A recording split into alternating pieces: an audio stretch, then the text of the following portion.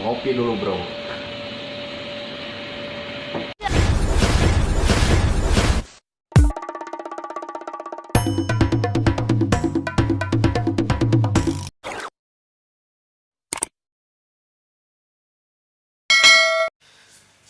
Halo YouTuber, kembali lagi di channel Badasari ya. Channel yang isinya seputaran tips dan trik YouTube ya. Baik, untuk yang baru bergabung jangan lupa untuk tekan tombol subscribe di channel ini, karena satu suara dari sobat semua ya sangat membantu sekali untuk perkembangan channel ini. Nah, baik, di video kali ini saya akan membahas tentang sumber traffic YouTube ya, terutama untuk sumber traffic yang berasal dari traffic eksternal ya. Ini berdasarkan dari pertanyaan beberapa teman kita ya di YouTube ya, yang sering menanyakan, Bang, apakah sumber traffic eksternal itu aman? Untuk pertanyaan yang pertama ya. Untuk pertanyaan yang kedua, Bang, apakah sumber traffic eksternal itu bisa dimonetize atau bisa lulus dalam pengajuan monetize? Nah, dua pertanyaan itu yang sering mampir ya ke berbagai chat di grup ataupun di tempat-tempat kumpulnya YouTuber pemula ya. Sebelum saya jelaskan lebih lanjut, sebetulnya dari mana sih sumber traffic eksternal? Dari mana sih sumber traffic eksternal berasal, dan apa sih sumber traffic eksternal itu? Jadi begini ya, sumber eksternal itu berasal dari dimana video kita disematkan di situs atau web atau aplikasi di luar YouTube ya. Misalkan begini, kita upload video, publikasikan video, lalu video kita di-share ke Facebook, Instagram, ataupun di-share melalui WhatsApp ya. Nah, jika teman-teman sekalian ada yang nonton video kita dari Facebook atau dari Instagram dan lain-lain, nah itu sumber traffic yang akan masuk itu ke YouTube itu berasal dari eksternal ya. Itu bahkan dari Google sendiri ya. Kalau kita mencari video kita atau mencari sesuatu di Google dan yang munculnya adalah video YouTube, lalu kita klik dari Google itu, nah itu yang masuk ke channel kita itu akan berasal dari sumber eksternal ya. Jadi secara singkatnya itu adalah sumber eksternal itu sumber yang berasal dari pihak ketiga ya. Jadi pihak yang di luar aplikasi YouTube ya, begitu kira sederhananya ya. So, apakah sumber eksternal itu aman? Nah, sebelum menjawab ke pertanyaan itu, ada baiknya kita simak dulu pernyataan YouTube berikut ya. YouTube menyatakan jika kita mempublikasikan satu video, maka bagikanlah video tersebut ke radio, majalah, newsletter, situs, atau jejaring media sosial. Nah, jika sudah YouTube sendiri menyarankan ya agar kita membagikan video kita sebanyak-banyaknya, nah berarti itu tidak ada masalah sama sekali dengan sumber traffic yang akan datang kepada channel kita ya. Yang itu artinya bisa saya pastikan sumber traffic yang berasal dari eksternal itu aman-aman saja ya. Yang tidak aman itu begini, kalau sumber traffic itu datangnya dari traffic invalid.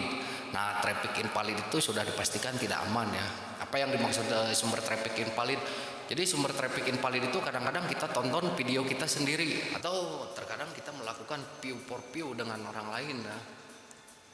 Walaupun menggunakan VPN atau pengalihan jaringan, terkadang si VPN itu bocor ya. Jadi akhirnya terdeteksi spam juga, dan itu yang akan berakibat pada datangnya sumber traffic invalid ya.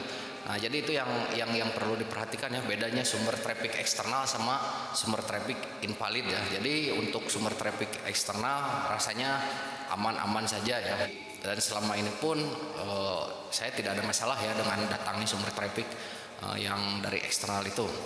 Oke, untuk jawaban pertama kita sudah bahas ya, bahwa jawabannya sudah pasti aman ya.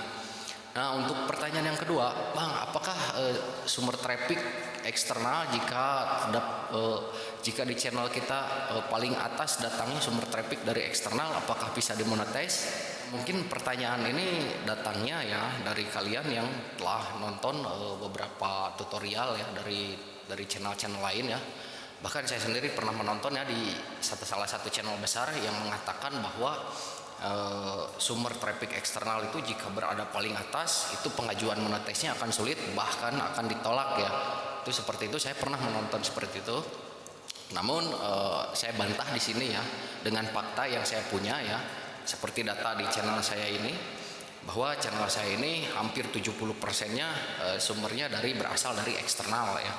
Karena sewaktu saya mengajar jam tayang, video saya share ke berbagai situs ya, website, media sosial, dan lain-lainnya ya, sehingga traffic yang datang memang dari sumber eksternal begitu.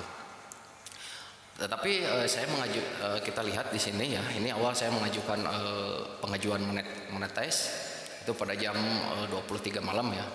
Dan hanya dalam waktu kurang lebih 12 jam saya sudah mendapatkan pemberitahuan bahwa saya diterima bergabung di program partner YouTube, yang artinya bahwa sumber traffic yang berasal dari eksternal itu tetap valid ya. Dan channel kita walaupun sumber eksternalnya besar, itu channel kita dimonetize gitu. Karena yang menentukan channel kita diterima atau ditolak monetize itu, saya rasa itu bukan berasal dari sumber traffic ya, namun berasal dari kepatuhan dan kelayakan channel kita terhadap pedoman YouTube ya. Jadi jangan takut teman-teman ya, jika teman-teman di channelnya itu banyak sekali mendapatkan sumber traffic yang berasal dari eksternal ya.